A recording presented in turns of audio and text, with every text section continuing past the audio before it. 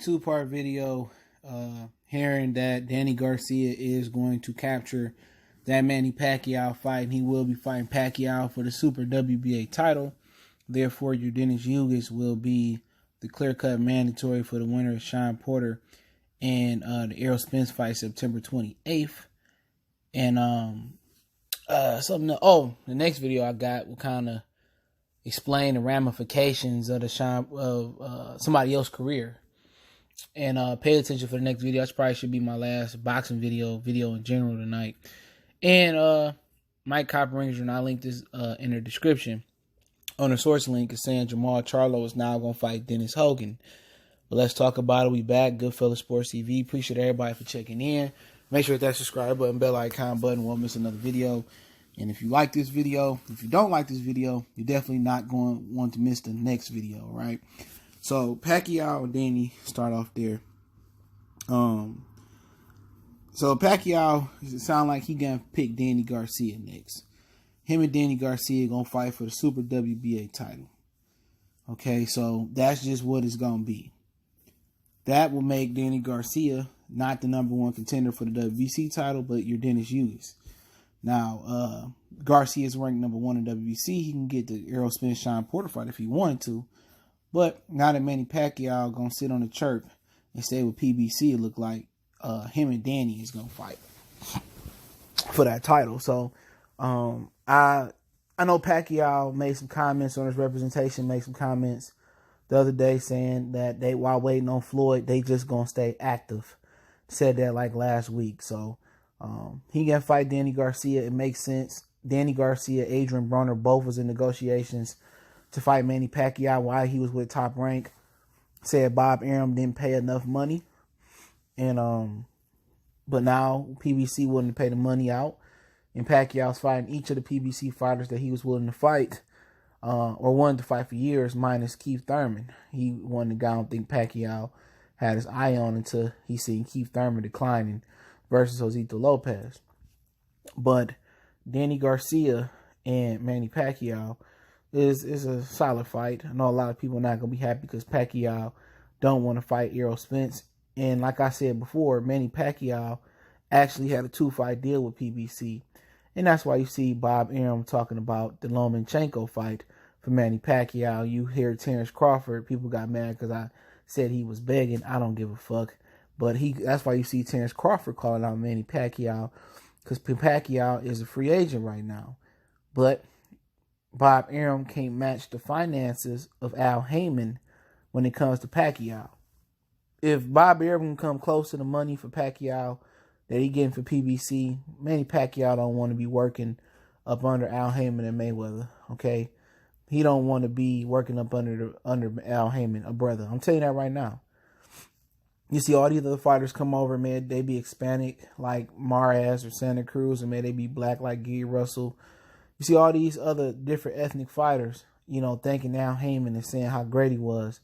And I'm not saying Pacquiao shouldn't do that. You ain't heard Pacquiao say that shit one time. As much as he used to say, thank my promoter, Bob Arum, and thank my promoter. And I have my reservations about Manny Pacquiao.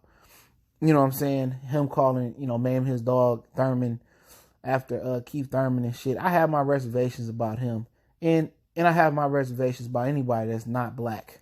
All right? When it comes to, their views on our culture and our people as a color. And it might be right or wrong, but hey, my experience throughout life is to think the worst, hope for the worst, at all times. You know what I'm saying? I expect the worst out of people when I meet them, I expect them to backstab me. I expect them to be shitty. And that goes for black people too, So I just have my reservations about him. But you know what?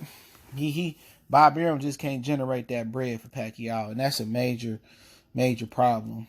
So if Bob Arum can generate some of the money close to give Pacquiao that Al can give him, he will be gone. He don't want to be over there.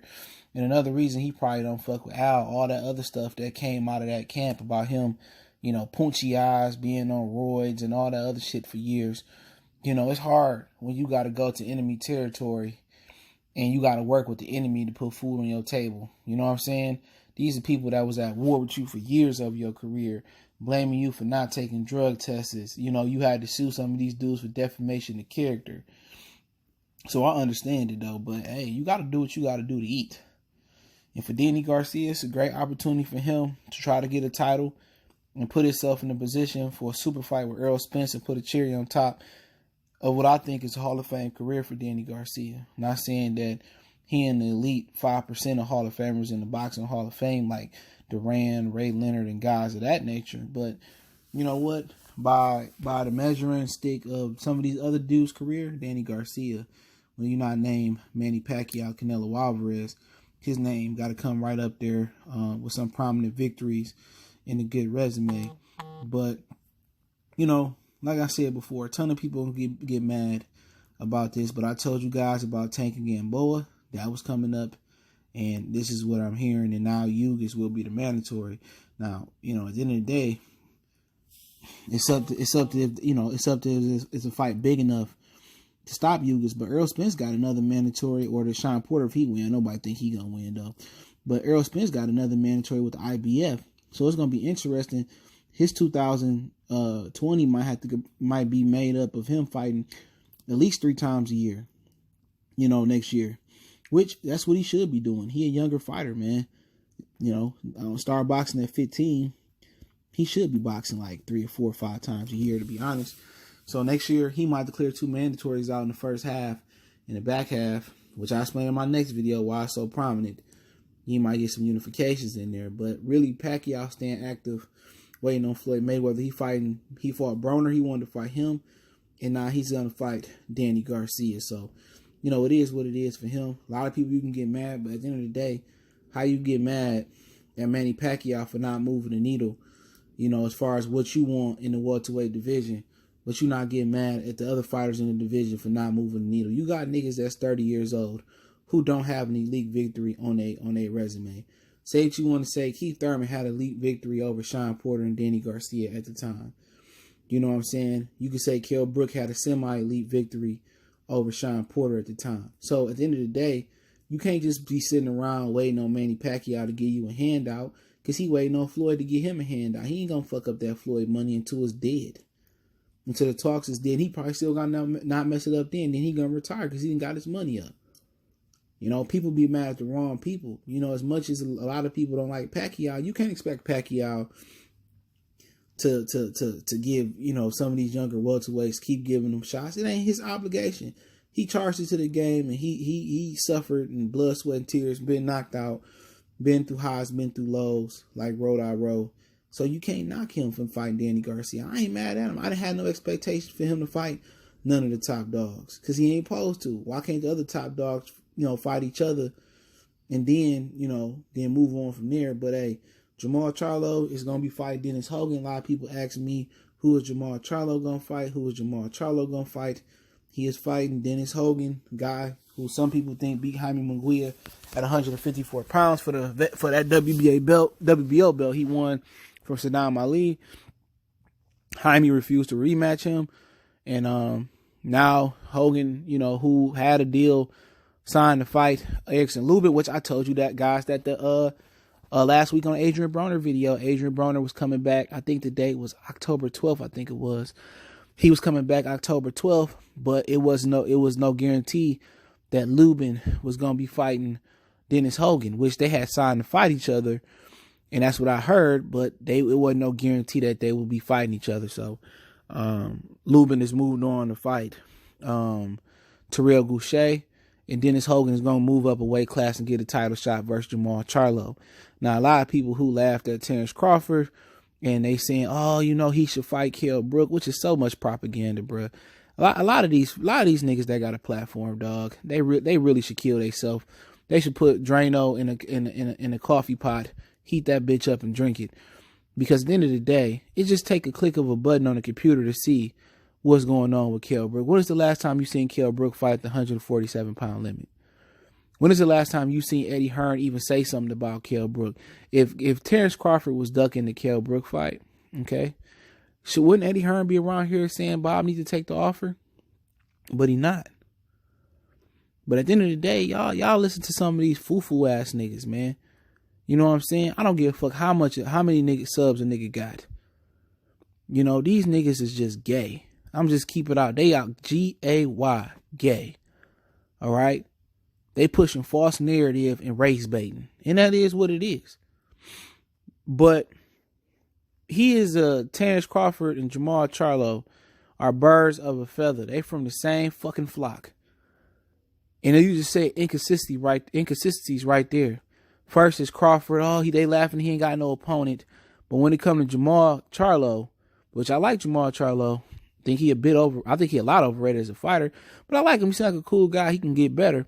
When it comes to Jermall Charlo, Canelo need to fight him, and Triple G need to fight him, and Demetrius Andrade need to fight him, and he need, you know. But when it comes to Terrence Crawford, it's laughing.